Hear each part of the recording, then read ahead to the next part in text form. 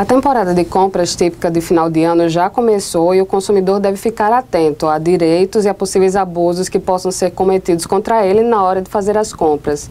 Para falar sobre esse assunto, eu converso com o professor de Direito do Consumidor da Estácio Câmara Cascudo e da FAO, Marcos Vinícius Andrade.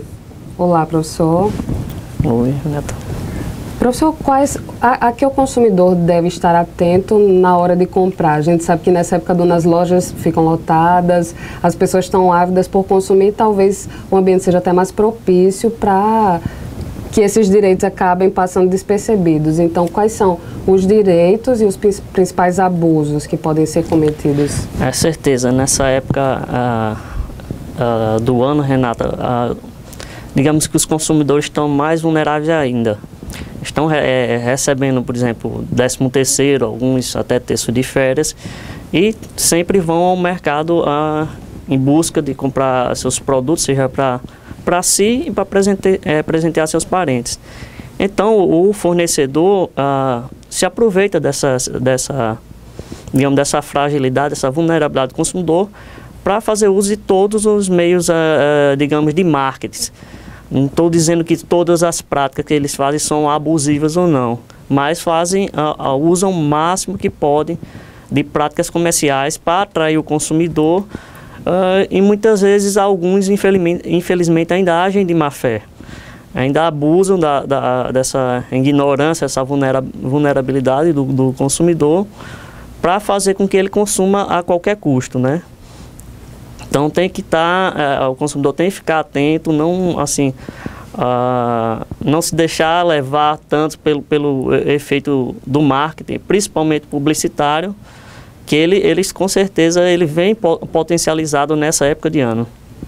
Tem alguns exemplos de possíveis abusos. Eu queria que o senhor confirmasse se são ou não são, também como consumidor deve proceder, né, diante deles. Por exemplo, vitrines com mercadoria sem preço, ou então mercadorias no interior da loja com um preço diferente da prateleira para o que é cobrado quando o consumidor vai pagar. Às vezes ele vai pagar e o produto está mais caro. Isso acontece no supermercado, pode acontecer também na loja de roupas, enfim, qualquer produto. Isso é considerado um abuso e como é que deve se proceder? É considerada a abusividade, sim. A prática é considerada abusiva pelo artigo até do 39 do CDC. A questão do preço, quando o preço está anunciado numa prateleira determinado valor, o que vai valer é o valor da prateleira e não do que está registrado na máquina, ou seja, na caixa registradora de qualquer loja ou supermercado. Isso se o preço que for cobrado no caixa for mais alto, né? Se for mais barato. Se for mais barato, a interpretação tem que ser sempre mais favorável ao consumidor. Na dúvida, e a lei é muito clara quanto a isso, vai o que é favorável ao consumidor.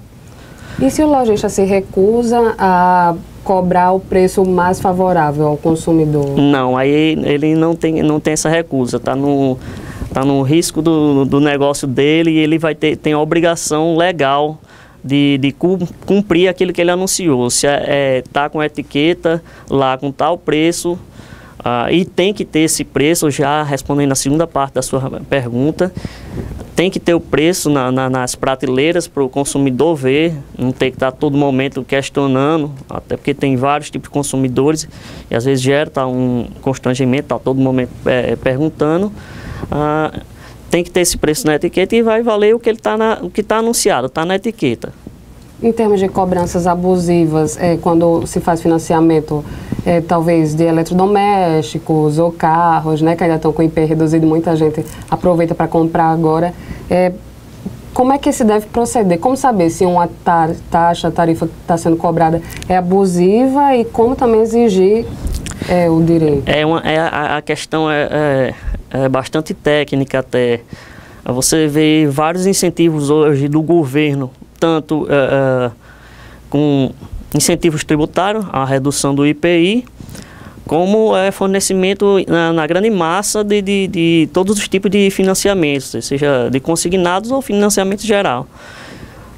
Principalmente parte do governo, né? Já repetindo. E dentro dessas questões dos preços, geralmente o consumidor só vê o valor da parcela, né? Não visualiza o total. Então a gente tem que ser mostrado o valor total do produto, como, por exemplo, eu quisesse pagar à vista ou financiado, e saber o que é que está embutido ali, se eu tenho um juros remuneratório, se há uma capitalização de juros que é ilegal, se há cobrança conjunta de juros moratórios com remuneratório também, que é uma prática abusiva. Tem que se ater, se a TAC está sendo cobrada, a taxa de levantamento de cadastro. É proibido?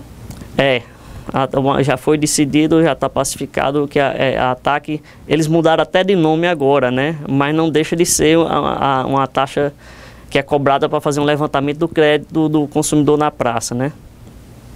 Em compras presenciais existe também uma discussão em relação ao preço de à vista e ao preço do cartão, né? A Proteste, por exemplo, defende, não sei se existe uma regra, uma lei que regule isso, mas enfim, defende que o preço de à vista seja o mesmo, de você pagar no dinheiro, seja o mesmo de você pagar no débito, por exemplo, ou para o vencimento. O consumidor deve exigir isso ou não existe nenhuma norma que obrigue o lojista a cobrar a mesma coisa? Inicialmente não há, na norma não é específica, não há isso. Agora há duas correntes, né?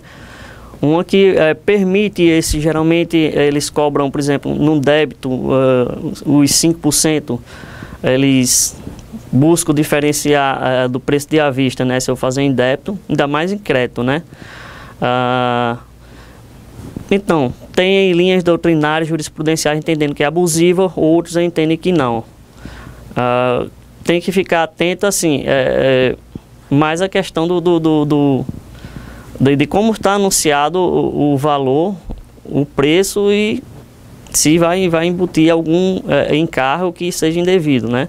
Porque essa taxa de uso pela máquina é mais um ônus, mais um risco do negócio do fornecedor e não do consumidor. Se eu ponho uma máquina, por exemplo, um Visa ou um Master, eu estou atraindo o consumidor para a minha loja. Então seria um risco do meu negócio que eu estou assumindo. E ele então, não deveria onerar o consumidor? Não deveria onerar, porque isso está atraindo o consumidor para a loja dele. Todos isso é entendimento pessoal meu, mas, como eu disse, você tem as duas correntes. Um entende que é abusivo, o outro não. Só para a gente fechar, comércio eletrônico, né? Nessa época também fica bastante aquecido. Quais são os cuidados que se deve ter? Comércio eletrônico muito interessante. Não temos leis específicas ainda. Há alguns projetos tramitando, tanto na Câmara como no Senado, para tratar do comércio eletrônico. Não obstante isso, o CDC já prevê muitas situações